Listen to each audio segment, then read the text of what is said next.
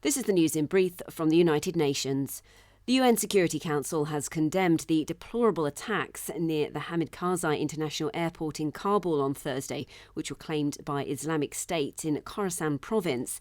The bomb blasts reportedly killed at least 85 people and injured some 150 others, including women and children. The council members reminded that all parties must respect their obligations under international humanitarian law, including those related to the protection of civilians. Terrorism in all its forms and manifestations constitutes one of the most serious threats to international peace and security, the ambassadors stated. The deliberate targeting of civilians and personnel assisting in the evacuation of civilians is especially abhorrent and must be condemned, they said. The Security Council urged all states to cooperate actively in holding accountable the perpetrators, organisers, financiers and sponsors of these acts of terrorism and bring them to justice. Meanwhile, medical supplies to essential health services in Afghanistan are rapidly running out, the World Health Organization said on Friday.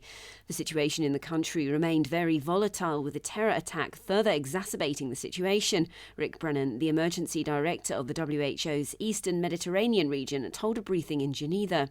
The UN agency has staff in all 34 provinces across the country, monitoring health in 2,200 facilities, 97% of which remain open and functioning. But Dr. Brennan warned that WHO is not currently able to meet their needs. While WHO is exploring all options to bring more medicines into the country, there were multiple security and logistics constraints in doing so, and Kabul airport is not an option at present. However, Dr. Brennan hoped that the UN agency will be able to do so in the coming days with the support of the Pakistan government. We are likely to use Mazar-e Sharif Airport with our first flight hopefully going in the next few days, he said.